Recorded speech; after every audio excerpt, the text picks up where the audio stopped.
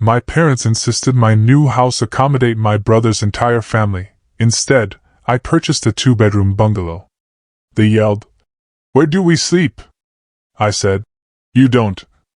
Can you imagine years of relentless sacrifice, pouring every ounce of your energy into a single, lifelong dream, buying your first home, only to have your family immediately, unapologetically claim it as their own? That's exactly what happened to me, Morgan. At 34, I finally achieved a milestone that meant everything, but my family saw it as nothing more than the solution to their housing crisis. And the decision I made next? It shattered every expectation, every family dynamic, and shocked absolutely everyone, including myself. For 30 long years, I'd been the family doormat, the quiet fixer, the one who always adapted. But that day, something inside me finally snapped. I bought a cozy 2-bedroom bungalow, just for me, and I was finally ready to stand up for the one person no one else ever seemed to see. I grew up in a seemingly idyllic middle-class suburb of Ohio. On the surface, our 4-bedroom colonial looked picture-perfect, but inside, an unspoken rule governed everything. My younger brother Kyle came first. 3 years my junior, Kyle was the golden child, capable of no wrong in my parents' eyes. This pattern started early. When I brought home straight A's in 3rd grade, my report card got a quick glance and was tucked away. 2 weeks later, when Kyle managed a few C's, my parents practically threw a parade. They took him out for ice cream, my mother Sandra beaming with pride, saying, "Kyle just needs extra encouragement to shine." Meanwhile, I learned that excellence was simply expected. By middle school, the favoritism became impossible to ignore. I still remember walking in from 7th grade one afternoon, only to find my bedroom furniture being hauled into the tiny guest room. "Your brother needs more space for his gaming setup," my father mumbled, avoiding my gaze. "Boys need room to grow." I stood frozen, watching as my carefully arranged bookshelf, my sanctuary, was dismantled. When tears welled up, my mother pulled me aside. "Morgan, be reasonable. Kyle gets frustrated in small spaces. You are so good at adapting." That wasn't just a phrase. It became the insidious mantra of my entire childhood. Morgan adapts. Morgan understands. Morgan sacrifices. By high school, I'd internalized that my needs were secondary. I joined the debate team, excelling, winning regional competitions. My parents attended exactly 2 of my 37 tournaments over 4 years. Kyle's football games? They never missed a single one, not even the away games 3 hours from home. The most devastating blow came during my senior year.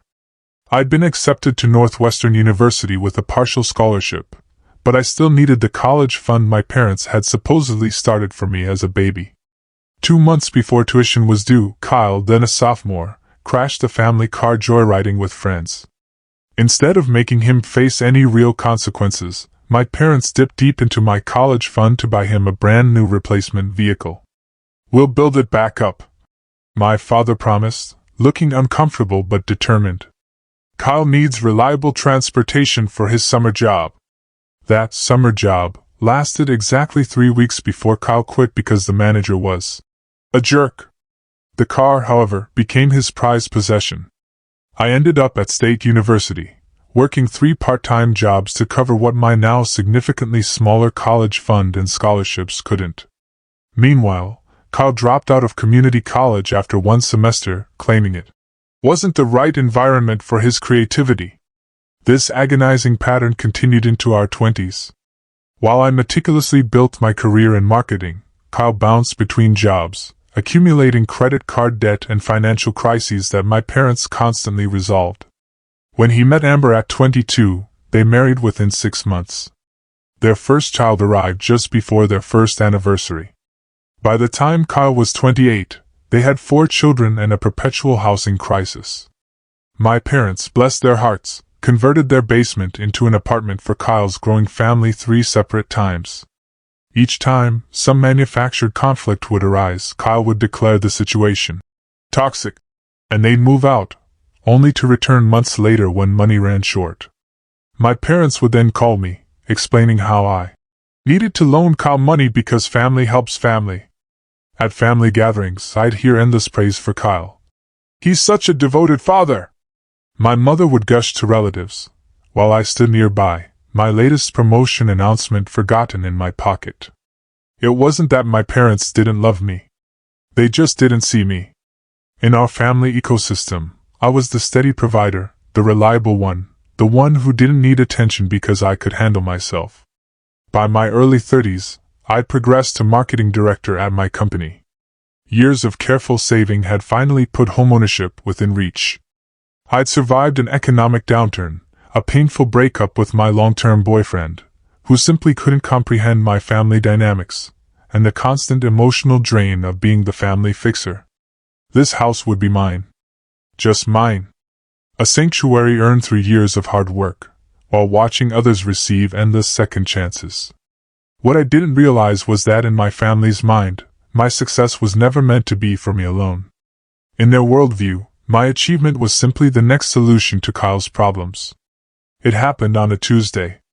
I was called into my boss Janet's office, nervous about a marketing campaign I'd recently pitched. Instead, she smiled broadly and slid a folder across her desk. "Congratulations, Morgan. The executive team unanimously approved your promotion to marketing director. You have earned this." For a moment, I just stared at the papers, seeing the substantial salary increase that would finally put my dream within reach. That night, I allowed myself to create a new bookmark folder on my laptop. My home.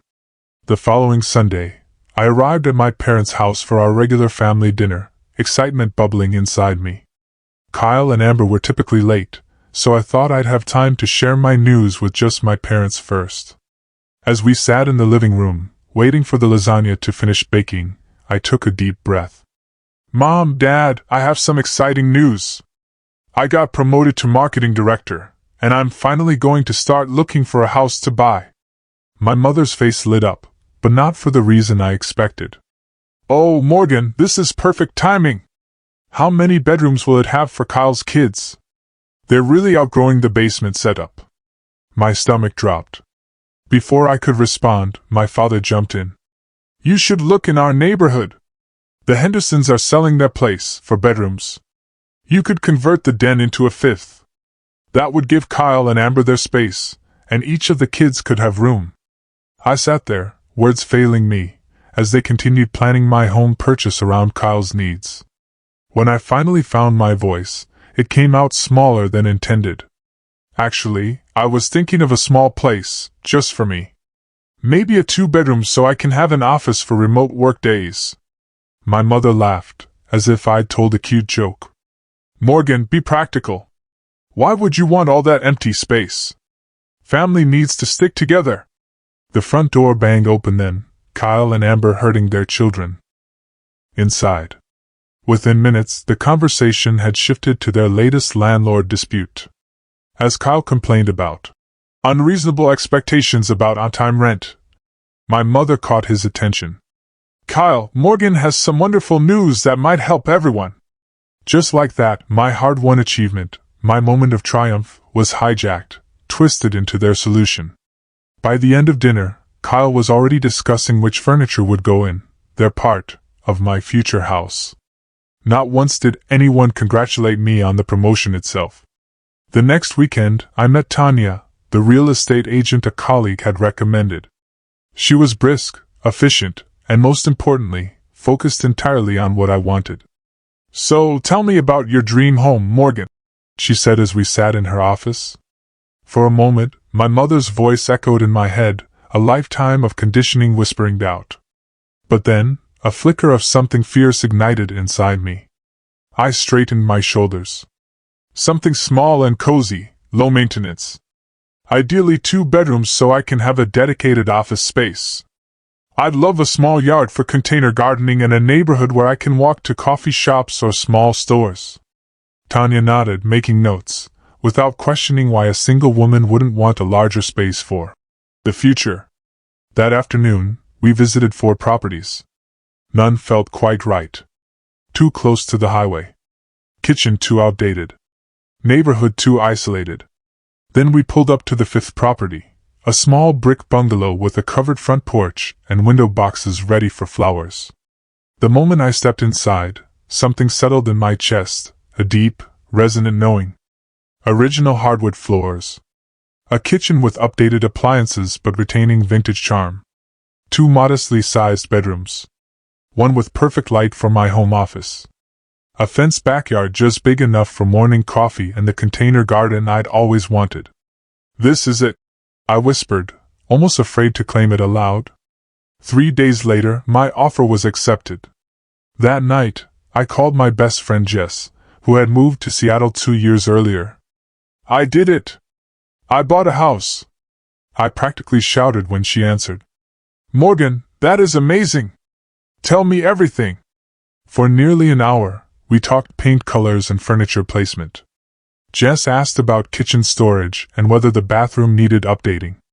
Not once did she ask why I hadn't chosen something bigger or closer to my family. When we finally hung up, I felt truly celebrated for the first time. That feeling, however, faded quickly when I called my mother with the news. You put an offer on a house without letting us see it first? Her tone carried clear disappointment. It's perfect for me, Mom. 2 bedrooms, just like I wanted. Great neighborhood. 2 bedrooms? She sighed heavily. Morgan, we talked about this. What about Kyle's family? This is my house, Mom. For me. The silence on the line was deafening before she changed the subject. That night, my phone rang at 11:30 p.m. Kyle's name flashed on the screen. Hey sis, congrats on the house thing, he said, his voice overly casual. Mom mentioned it's a fixer-upper. Good thing I know construction. I can help renovate those extra rooms for the kids. My throat tightened. There are no extra rooms, Kyle. It's a 2-bedroom bungalow. 2 bedrooms? He paused. So, like, there's a basement we can finish? No. Just 2 bedrooms. One for me, one for my office. But where are we supposed to fit? The question hit me like a physical blow. Somehow, without a single direct conversation, my entire family had already decided my home purchase was actually for them. Kyle, I never said you were moving in with me. He laughed that same dismissive laugh our mother had used. Come on, Morgan. Don't be selfish. You know our situation is tough right now. As I hung up, a knot of anxiety formed in my stomach. It grew with each family interaction over the following weeks. Yet somewhere alongside the anxiety, something else was forming, a tiny, fragile boundary that whispered, "This home is mine." 6 weeks before my closing date, the family pressure escalated from assumption to outright expectation. I received a panicked call from my mother on a Wednesday evening while I was reviewing work documents. Morgan, thank goodness you answered. Kyle just called. Their landlord gave them an eviction notice for late payments again. They have 30 days to leave. I closed my eyes, already knowing what was coming next. It's perfect timing, actually. My mother continued, without pausing for my response. They can just move directly into your new house when you close instead of finding a temporary place. My chest tightened. Mom, we've talked about this. My house is not big enough for 6 additional people. Family makes do, Morgan. Your father and I have been thinking, and it really makes the most sense. Kyle can help with your mortgage, and you'll have built-in childcare if you ever need to work late. The fact that I rarely needed childcare, since I didn't have children, seemed irrelevant to her. Mom, I cannot have them move in with me. There literally is no space. We will discuss it Sunday, she said firmly, before hanging up. Sunday dinner arrived, and I considered making an excuse to skip it. But years of conditioning to be the responsible one won out. I arrived to find not just my immediate family, but also my Aunt Susan and Uncle Frank. As we gathered around the dining table, my father cleared his throat in what I recognized as his announcement voice. Before we eat, we have some good news to share. As many of you know, Kyle and Amber are facing another housing transition, but Morgan has generously offered to have them move into her new house when she closes next month. My fork clattered against my plate, the metallic sound echoing the shattering of my composure. Every eye turned to me, beaming with approval for a decision I had never made. Actually, I started, but Aunt Susan reached over to squeeze my hand. Such a selfless girl you've raised, Sandra. Always thinking of others. Amber pulled out her phone. Morgan, I wanted to show you these Pinterest boards I created for the kids' room designs. I'm thinking bunk beds for the boys in one room, and the girls can share the other space. I would need to keep one bedroom as my office, I said weakly. Kyle laughed. Come on, sis. You can work at the kitchen table. The kids need actual rooms. Throughout dinner, they discussed my house as if it were a family decision. Kyle mentioned converting my planned office into a bedroom for his daughters. My mother suggested I could make do with a desk in my bedroom corner. Not once did anyone ask what I wanted. After dinner, Kyle's children presented me with crayon drawings labeled, Our New Home. 8-year-old Tyler's picture showed a large house with 7 stick figures in front. 6-year-old Emma had drawn herself in what was clearly labeled, Emma's Room, with princess decorations.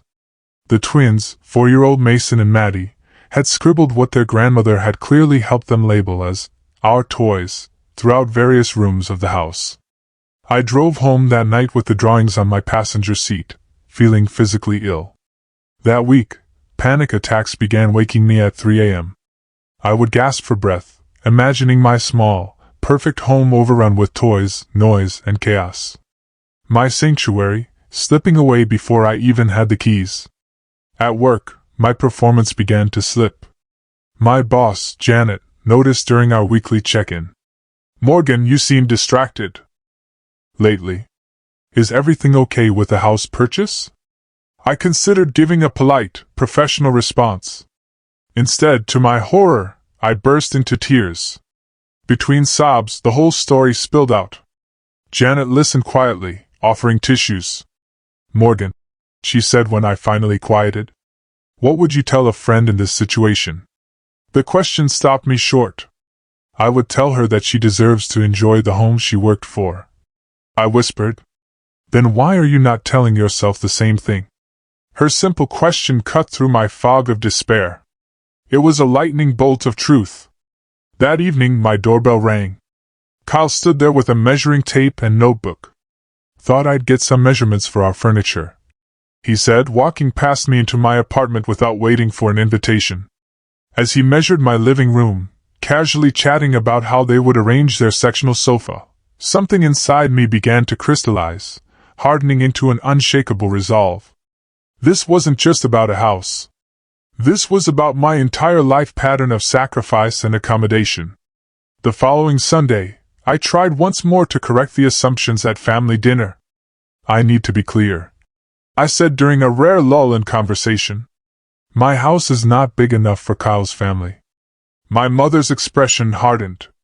Morgan, we've already told everyone. Aunt Susan mentioned it at church. Pastor Bill is organizing a moving help day for Kyle and Amber. The whole congregation knows about your generosity. The manipulation was so transparent, it should have been laughable. Instead, it felt suffocating. The realization that they had broadcast my decision to their entire social circle made my head swim. I cannot believe you would even consider backing out now. My father added. Where is Kyle's family supposed to go? The question hung in the air, the unspoken expectation heavy between us, a suffocating blanket woven from 34 years of my unwavering compliance. Morgan will fix it. Morgan will sacrifice. Morgan will understand. As closing day approached, the messages multiplied. Amber sent links to bunk beds that would fit perfectly in the second bedroom. My mother called daily with updates on the moving plan. Kyle's children asked during each visit when they could see our new house. No one, not once, asked what I wanted. I became a ghost in conversations about my own home, my own life. Each night, I would sit in my apartment, surrounded by packed boxes, and wonder if I was being selfish. Was family obligation truly more important than my own happiness? Was I a terrible person for wanting space of my own? These questions haunted me as I signed the closing papers, officially becoming a homeowner. The momentary joy was clouded by dread of what would come next. That night, alone in my new home, with just an air mattress and a few essentials, I sat on my empty living room floor and cried. Tears of achievement mixed with tears of fear. What would happen tomorrow when they arrived, expecting to move in? My first night in my new home should have been pure joy. I had waited so long for this moment. After crying, I pulled myself together and walked through each room, mentally placing furniture, imagining morning coffee on the back patio, evenings working in my sun-filled office. This was mine, every square foot earned through years of hard work. I slept surprisingly well on my air mattress, waking to sunlight streaming through blinds I had yet to replace with curtains. The moving truck with my furniture would arrive at 10 o'clock, giving me a quiet morning to just exist in my space. I made instant coffee in the one mug I had brought and sat on my back step, feeling peace settle around me like a blanket. The harsh ring of the doorbell shattered that peace at 8:15 a.m. When I opened the front door, my entire body went cold. My parents stood on the porch, beaming with excitement. Behind them, Kyle directed movers who were unloading furniture from 2 rental trucks. Amber was organizing boxes on the lawn, labeling them by room. All 4 children ran around the yard, shouting and laughing. Surprise! My mother exclaimed, hugging me as if she had brought me a gift rather than my worst nightmare. We thought we'd get here early to help you set up before your things arrive. I stood frozen as they pushed past me into the house. My father carried in a box labeled kitchen. My mother immediately began opening cupboards, examining the space. It's smaller than I pictured from your description, she said with a slight frown. But we'll make it work. Kyle and Amber can take the master bedroom since they need the attached bathroom for all the kids' bath time. You can take the second bedroom, and the children can sleep in the living room for now. Once you're settled, we can look at converting the garage. I remained speechless as they continued their invasion. Kyle carried in a large sectional sofa, maneuvering it through my narrow doorway. Where should this go, sis? He asked, though he was already placing it against the living room wall.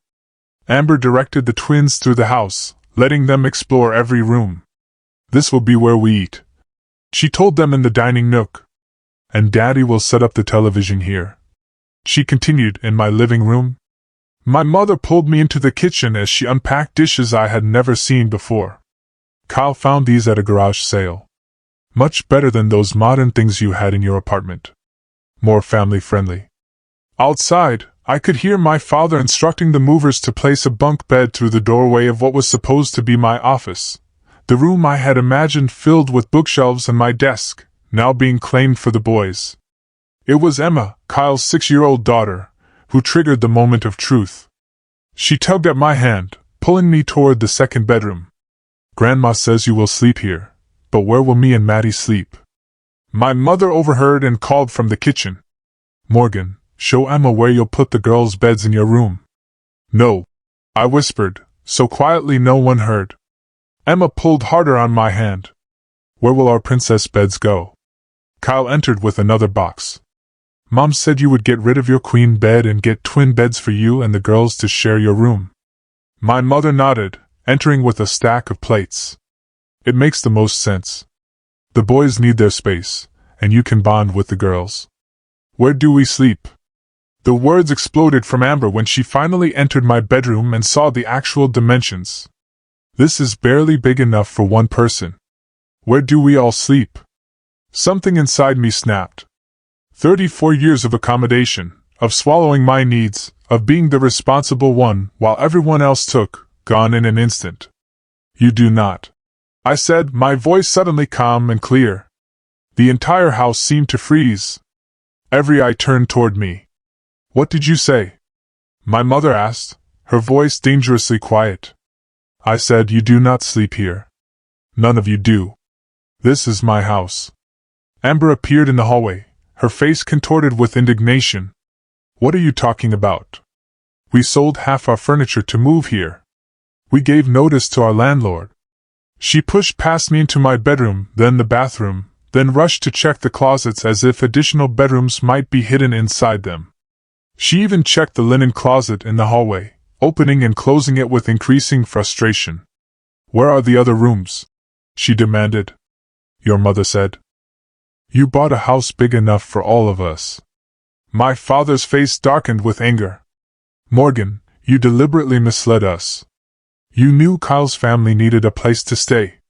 "I never offered my home," I said, the strange calm still flowing through me.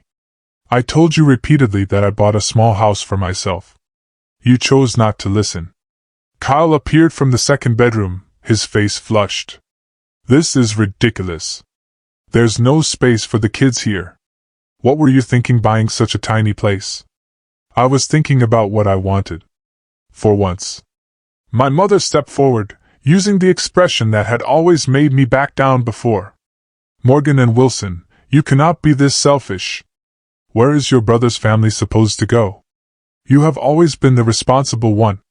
You cannot change that now when we are counting on you." It was startling. "Dad says this is our house now, too. You have to share." Behind him, 4-year-old Mason nodded vigorously. Sharing is caring. But it was what Emma said next that truly crystallized everything. She turned to her grandmother with confusion. "But Grandma, you said Aunt Morgan doesn't matter anyway. You said her job is to help us." The words hung in the air like a physical thing. My mother's face flushed crimson.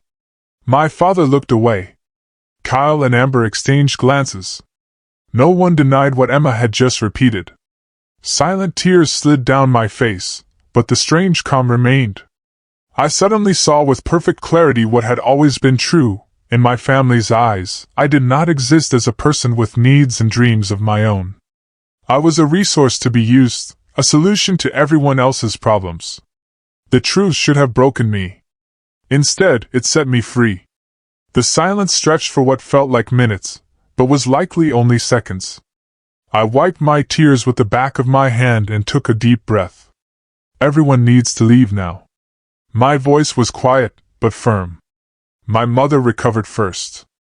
"Morgan, you are being ridiculous. We have trucks full of furniture. The movers are being paid by the hour. That is not my problem." I walked to the front door and held it open. "This is my house. I did not invite any of you to live here. I have been clear about that from the beginning, but you all chose not to listen." Kyle stepped forward, his face darkening. "You cannot just throw us out. We have nowhere to go. You had a place to live until you stopped paying rent. That was your choice, not mine." "Morgan!" My father's voice boomed in the small space. "Family takes care of family. That is how we raised you." I laughed, a sound so unfamiliar it startled even me. "Is it? Because from where I stand, this family only works in one direction. I give, everyone else takes." "That is not true," my mother protested. "Isn't it? Let me remind you of a few things." I took another steadying breath.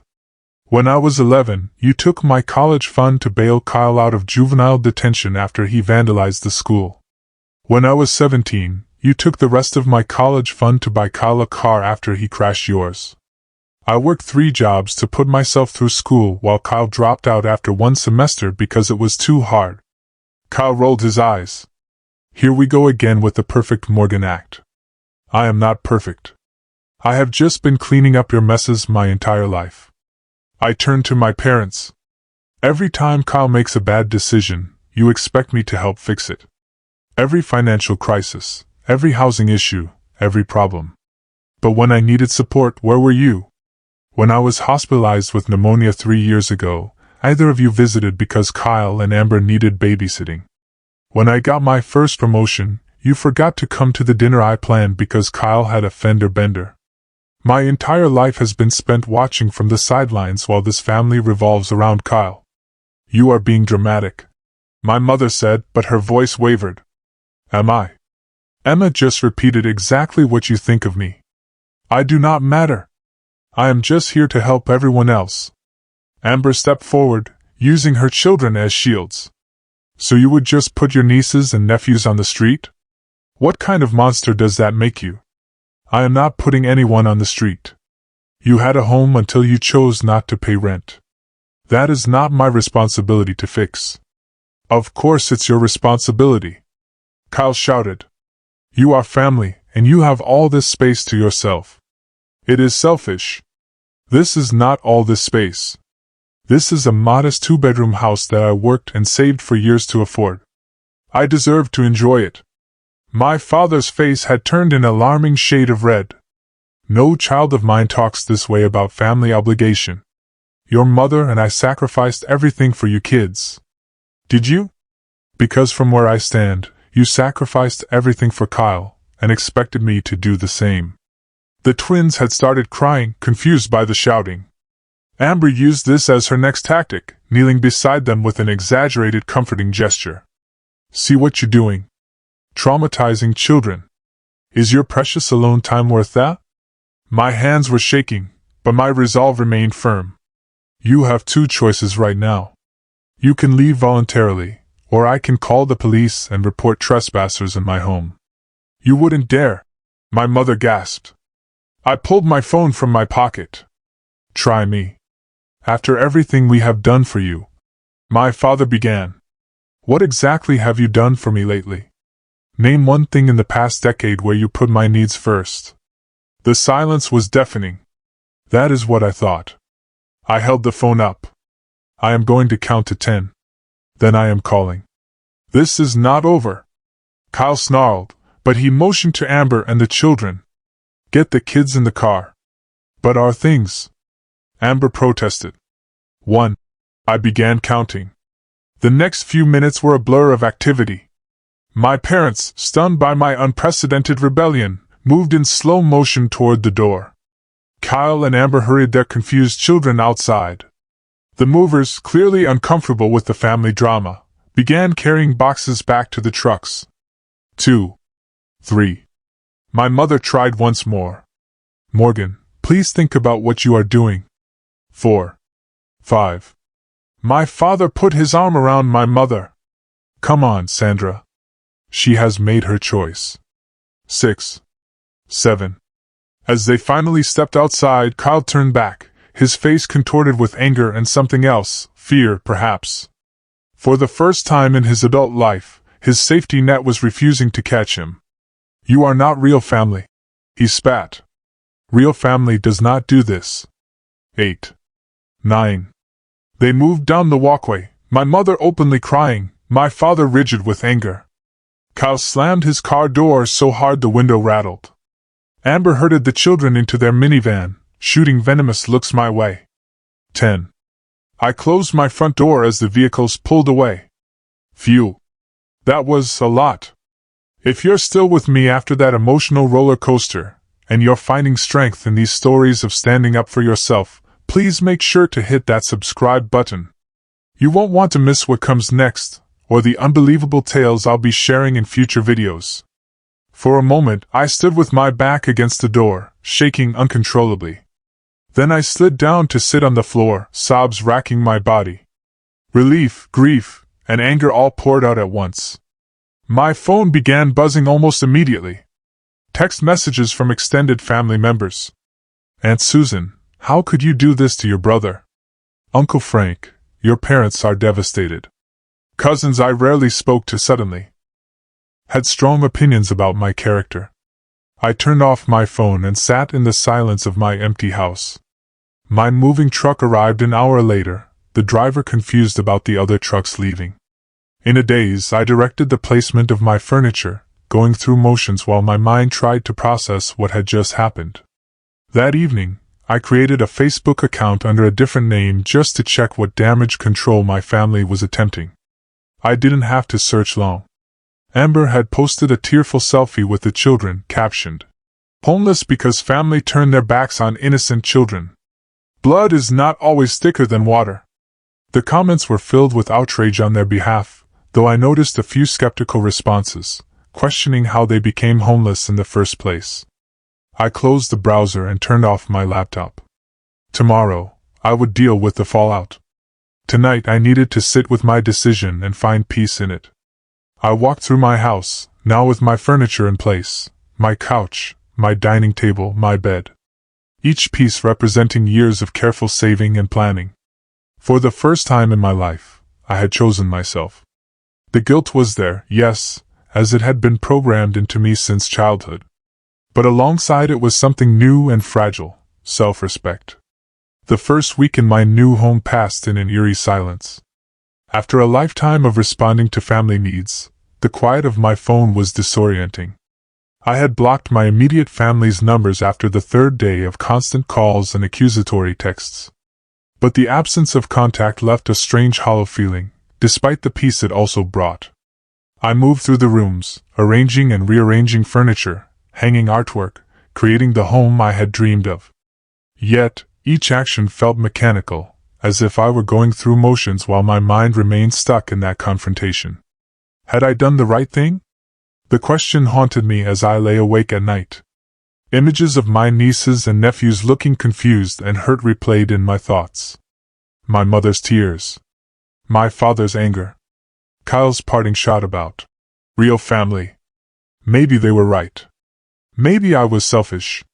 By day 10, the doubt had grown so overwhelming that I reached out to Dr. Winters, the therapist I had seen briefly after my breakup 2 years earlier. She had an opening that afternoon. "I think I destroyed my family," I blurted out as soon as I sat down in her office. Dr. Winters listened patiently as I recounted everything, from my childhood to the showdown in my new home. She took notes occasionally, but mostly just let me talk until the words ran dry. "Morgan," she finally said, "have you ever heard of golden child syndrome?" I shook my head. "It's a family dynamic where one child is favored, often unconsciously, while another child is expected to be more responsible and self-sufficient. The golden child receives praise for minimal effort, while the other child's achievements are taken for granted. Over time, the non-favored child internalizes that their worth is tied to what they can provide for others. Their own needs become secondary, or even invisible to them. Does that sound familiar?" The tears came then, hot and fast. "That is my entire life." Over the next weeks, our sessions became my lifeline. Dr. Winters helped me recognize patterns I had never seen before: how I apologized for having needs, how I measured my worth by what I could do for others, how I had built my identity around being the responsible one, the fixer, the steady support that never required support in return. "Setting boundaries is not selfish," she reminded me in each session. "It is necessary for healthy relationships." Alongside therapy, I began reconnecting with friends I had lost touch with over years of prioritizing family obligations. Jess flew in from Seattle for a weekend, helping me paint my office the exact shade of blue I had always wanted. "I am proud of you," she told me as we sat on my back patio with wine glasses after a day of painting. "I always worried about how your family treated you, but I knew you had to see it for yourself." My colleague Diane invited me to a book club where I met women who asked about my interests, and actually listened to my answers. My neighbor Elena brought over cookies to welcome me to the neighborhood, then invited me to a community garden planning meeting. Most surprising was the call from my Aunt Catherine, my mother's sister, whom I had always been close to but who had grown more distant in recent years. "I heard what happened," she said when I answered cautiously. "Not from your mother, of course. She's telling everyone you had a nervous breakdown." I braced myself for criticism, but instead, Aunt Catherine continued, "I want you to know I think you did the right thing. Your mother did the same thing to me for years that she has done to you, always expecting me to fix her problems. It took me moving 3 states away to break the pattern." Her words were a validation I hadn't realized I needed. "You don't think I'm selfish, Morgan. Buying a house for yourself is normal. Expecting someone else to house your family of 6 is what is not normal." With Aunt Catherine's encouragement, I joined a support group for adults healing from difficult family relationships. Sitting in a circle of strangers who nodded in understanding as I shared my story was powerfully affirming. For the first time, I did not feel crazy or selfish for wanting boundaries. Of course, my family did not respect those boundaries easily. 2 weeks after the confrontation, my mother showed up unannounced on my doorstep, red-eyed but determined. "This has gone on long enough," she announced when I opened the door just enough to speak through it. "Your father and I are here to help you move your things to the apartment we found for you. Kyle's family needs this house more than you do." My father stood behind her, arms crossed. Through the car window, I could see Cal smirking from the driver's seat. "No," I said simply, and closed the door. They rang the bell repeatedly, then began knocking. I called the non-emergency police line and reported unwanted visitors refusing to leave my property. When the patrol car pulled up 20 minutes later, my parents left, my mother crying dramatically for the officers' benefit. That night, I changed the locks, though I had given no one keys. The symbolism mattered more than the practicality. As weeks turned to months, I focused on creating the home I had always wanted. I converted the second bedroom into a beautiful office with built-in bookshelves and a window seat. I planted herbs and flowers in containers on my patio. I bought art that spoke to me rather than matched a color scheme someone else might prefer. Each act of creating my space was an act of reclaiming myself. The panic attacks subsided. The guilt remained, but transformed into something more nuanced. I could acknowledge the feeling without being controlled by it. When Thanksgiving approached, the true test came, my first major holiday estranged from family. The invitation from my parents arrived by mail, formal and cold, demanding rather than asking for my presence. I declined with a brief note, and accepted instead an invitation to a Friendsgiving hosted by Elena from next door. Surrounded by neighbors and new friends, passing dishes prepared with care rather than obligation, I felt a warmth I had rarely experienced at family gatherings. No one here was keeping score of who did what. No one was nursing decades-old resentments or playing favorites. We were just people, choosing to share time together. Christmas brought similar anxiety, but proved even more healing. I decorated my small home exactly as I wanted, with white lights and silver ornaments, rather than the multicolored chaos my mother always insisted on. I volunteered at a local shelter on Christmas Eve and spent Christmas Day with Diane and her family, who treated me as an honored guest rather than free childcare for the cousins. New Year's Eve brought an unexpected twist. Elena hosted a neighborhood gathering where I met Gabriel, a literature professor who had recently moved in 3 houses down. We talked for hours about books and travel, discovering shared dreams of visiting literary landmarks around the world. He never once asked why I lived alone, or made assumptions about my real life, beginning only when I had a family of my own.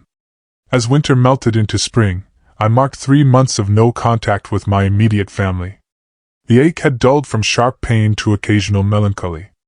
I missed the people I had always hoped they would be, rather than the people they actually were. My home had become truly mine. Each corner reflected my choices, my tastes, my life. The container garden flourished on my patio. My office became a place of creativity and productivity. The living room welcomed the friends who now visited regularly. For the first time in my life, I was not living in anticipation of someone else's needs. I was simply living. 6 months after the confrontation, my home had transformed into the sanctuary I had always dreamed of. Each room reflected my personality in a way no space I had ever occupied had before. Soft blues and grays in the living room, vibrant yellow accents in the kitchen. My office, with its wall-to-wall bookshelves now filled with volumes I had always wanted to read but never found time for. I had settled into new routines: Sunday brunches with neighbors, Tuesday evening book club, Saturday morning farmers market with Gabriel, whose friendship had gradually blossomed into something more. For the first time, I was building relationships based on mutual respect rather than obligation. The unexpected encounter came on a Wednesday afternoon. I was selecting peaches at the grocery store when I heard a familiar voice asking about paper bags at the checkout. Kyle stood there, looking somehow both the same and different. His clothes were less expensive than he usually wore. His haircut shorter, his demeanor less entitled. Our eyes met across the produce section. For a moment neither of us moved. Then, surprisingly, he approached. "Morgan," he said, his voice lacking the anger I had expected. "How are you?" "I'm good," I replied cautiously. "You?" He shifted uncomfortably. "Getting by. I got a job at Thompson Manufacturing. 3 months now. Steady work." I nodded, unsure what to say. He continued before the silence grew too awkward. We found a 2-bedroom apartment closer to the factory. Not fancy, but the rent is manageable on my salary. Amber started working part-time too, now that the twins are in preschool. The information surprised me. Kyle had always considered factory work beneath him, and Amber had insisted staying home with the children was the only acceptable choice. That's good to hear, I said sincerely. Yeah, well. He looked down at his basket, containing basic groceries rather than the premium brands he usually insisted on. Had to grow up sometime, I guess. We chatted awkwardly for a few more minutes before parting ways. As I drove home, I realized something significant had changed. Kyle had not asked for money. He had not made me feel guilty about his situation. He had simply shared information about his life, almost like a normal adult conversation. 2 weeks later, my phone rang with my mother's number. After a moment's hesitation, I answered. Morgan. Her voice sounded smaller than I remembered. Do you have a moment to talk? I do. I was wondering. She paused, and I could hear the effort it took her to continue. Your father and I would like to see your house properly this time. Just a visit for lunch, if that would be okay with you. I sat with the request, checking my internal response. The automatic, people-pleasing part of me wanted to say yes immediately. The wounded part wanted to refuse out of spite. But the new, healthier part recognized this small olive branch for what it was. That would be fine, I said. How about Saturday at noon? Just you and Dad, though. I'm not ready for a larger gathering. Just us, she agreed quickly. They arrived precisely at noon that Saturday. My father carried a potted orchid, which he thrust toward me awkwardly as they entered. Your mother thought you might like this for your home, he said. The closest he would come to acknowledging this was a peace offering. I gave them a tour, watching their expressions as they took in the space properly for the first time. My mother commented on my decorating choices with surprised approval. My father noticed the built-in bookshelves I had installed in the office. Nice craftsmanship, he offered, running his hand along the wood. Thank you. I hired the Johnson brothers from your neighborhood. They did an excellent job. We ate lunch on my patio, the conversation carefully avoiding landmines, the weather, my container garden, a new restaurant in town. Finally, as we finished eating, my father cleared his throat. I owe you an apology, Morgan. The words clearly cost him effort. We should not have assumed your house was for everyone. It was your achievement, and we did not respect that. My mother looked down at her plate. We have always counted on you to be the responsible one. Perhaps too much. Perhaps, I agreed quietly. Kyle is doing better now, she offered. The job seems to be good for him. The structure, you know. I nodded. He mentioned that when I ran into him at the store. He told us, my father said. Said you were polite to him. Thank you for that. The acknowledgement, small as it was, meant something. They stayed another hour, the conversation gradually becoming less strained. As they prepared to leave, my mother hesitated by the door. Would it be all right if we visited again sometime? I would like that, I said truthfully. But I need you to call first and respect if I say it's not a good time. She nodded, accepting this boundary without argument for perhaps the first time in our relationship. Over the following months, a new pattern emerged. My parents visited every few weeks, always calling first, always just the two of them. The conversations gradually expanded beyond safe topics. Sometimes we disagreed, but they were learning, slowly, to hear my perspective rather than dismiss it. For months after our first lunch, they asked if Kyle's family could join them for a visit. I agreed, with clear parameters, a 2-hour visit, no discussions of housing or financial help, and the children needed to respect my home. To my surprise, the visit went reasonably well. Kyle and Amber arrived with clearly coached children who said please, and thank you, and asked permission before touching anything in my home. The twins, now 5, presented me with handmade cards. Emma, now 7, apologized without prompting for repeating mean things Grandma said before she learned better. My mother blushed crimson at this, but did not deny it. Progress of a sort. Kyle had been promoted to shift supervisor. Amber had enrolled in online classes toward a medical billing certificate. They spoke of future plans that did not involve living with parents or siblings. Small steps toward independence that I genuinely celebrated with them. When they left, Kyle lingered behind the others. "I never said thank you," he said quietly. "For what?" "For not giving in. If you had let us move in, I would never have figured things out on my own." He looked toward his family waiting in the car. "We're doing okay. Not great yet, but okay. And it feels different when it's because of what I did, not what someone gave me." The moment of insight surprised me. "I'm glad things are working out for you, Kyle." "They are. And Morgan, your house is really nice. It suits you." As they drove away, I realized the enormous weight I had carried my entire life had lightened considerably. My family was far from perfect. The golden child dynamic would probably never fully disappear. But something fundamental had shifted. For the first time, they were seeing me, not just as a resource, but as a person with my own needs and boundaries. That evening, Gabriel came over for dinner. As we sat on my patio, watching the sunset, he asked about my family visit. "Better than expected," I told him. "I think we're finding a new way to relate to each other." "I'm glad," he said, squeezing my hand. "You deserve people who respect your boundaries." The simple statement warmed me more than he could know. That was the real victory in all of this.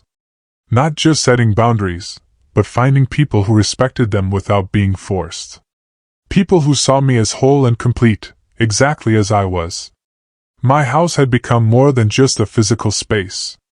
It represented the life I had built for myself. Brick by brick, choice by choice. A life where I mattered, where my needs were valid, where no was a complete sentence. The journey from family doormat to woman with boundaries had been painful. But sitting here, in my own space, surrounded by my own choices, I knew it had been worth every difficult moment. Have you ever had to set such difficult, heartbreaking boundaries with your own family to protect your well-being? I would genuinely love to hear your stories and your thoughts in the comments below. Sometimes standing firm is the kindest, most necessary thing we can do for ourselves and, ultimately, for others. If this story resonated with you, please hit that like button and subscribe to hear more stories about finding your voice. And if you know someone struggling with family boundaries, please share this video with them. Remember, you deserve a life that honors your needs too. Thank you for listening to my journey. Take care.